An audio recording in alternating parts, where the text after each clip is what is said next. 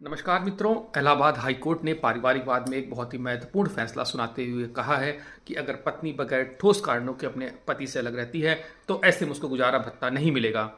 जी हाँ, दरअसल सीआरपीसी का सेक्शन 125 और अब बीएनएसएस का सेक्शन 144 ये प्रावधान करता है कि अगर कोई पत्नी या उसका माइनर बच्चा या फिर माता पिता स्वयं का भरण पोषण करने में अक्षम है तो ऐसे में ये पति की या उस केस में बेटे की ये जिम्मेदारी होगी कि वो उनके गुजारा भत्ता, उनके भरण पोषण का ख्याल रखे। लेकिन इसी का जो क्लॉज 4 है वो एक अपवाद क्लॉज है। वो ये प्रोविजन करता है कि अगर कोई पत्नी अडल्ट्री या फिर आपसी सहमति से अलग होती है या फिर कोई पर्याप्त या ठोस कारण नहीं है उसके अलग होने का, तो इन कारणों के आधार पर यह गुजारा भत्ता का जो प्रोविजन है इससे उसको वंचित किया जा सकता है।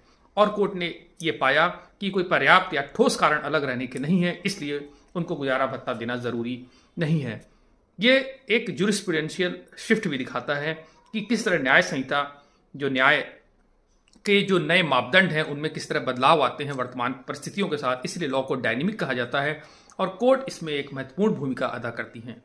तो निसंदेह नए परिस्थितियों के साथ एक ये नई दिशा में कोर्ट का ये फैसला है। इस संबंध में आपका क्या कहना है, आप हमें जाहिर कर सकते हैं। धन्यवाद।